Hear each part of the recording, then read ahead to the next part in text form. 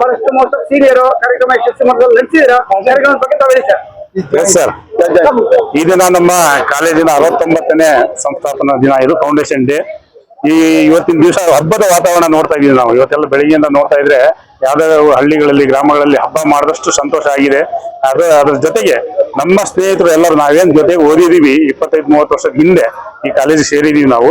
ಇವರೆಲ್ಲರೂ ಸಹ ನಾವಿವತ್ತು ಜೊತೆಗೆ ಓಡಿದೀವಿ, ಎಲ್ಲರೂ ಒಟ್ಟಿಗೆ ಸೇರಿದೀವಿ. ಇದೊಂದು ಬಹಳ ಖುಷಿ ಪಡುವಂತ ವಿಷಯ. ಅದ್ರ ಜೊತೆಗೆ ನಾವು ಈಗ ನಿವೃತ್ತಿ ಅಂಚಿನಲ್ಲಿ ಇದೀವಿ. ನಾವು 1 ವರ್ಷ 2 ವರ್ಷ ಆದ್ಮೇಲೆ ಎಲ್ಲ ನಿವೃತ್ತಿ ಆಗ್ತಿದೀವಿ.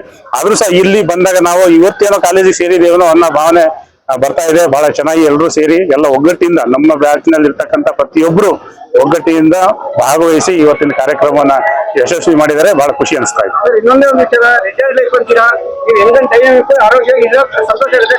ಕೇಂದ್ರ ಸರ್ಕಾರದಿಂದ ರಾಜ್ಯ ಸರ್ಕಾರದಿಂದ ತಮ್ಗೆ ಏನಾದ್ರು ಆರೋಗ್ಯದ ಸಲಹೆಗಳು ಮತ್ತೆ ಏನಾದ್ರು ಟ್ರೀಟ್ಮೆಂಟ್ ಕೊಡೋತರ ಏನಾದ್ರು ಈಗೆಲ್ಲ ನಮಗೆಲ್ಲ ಸಾಕಷ್ಟು ಸೌಲಭ್ಯ ಕೊಡ್ತಾ ಇದೆ. ರಾಜ್ಯ ಸರ್ಕಾರ ಆಗಿರ್ಬೋದು, ಕೇಂದ್ರ ಸರ್ಕಾರ ಆಗಿರ್ಬೋದು, ಅಲ್ಲಿಂದ ಸಾಕಷ್ಟು ಸೌಲಭ್ಯ ಇದೆ.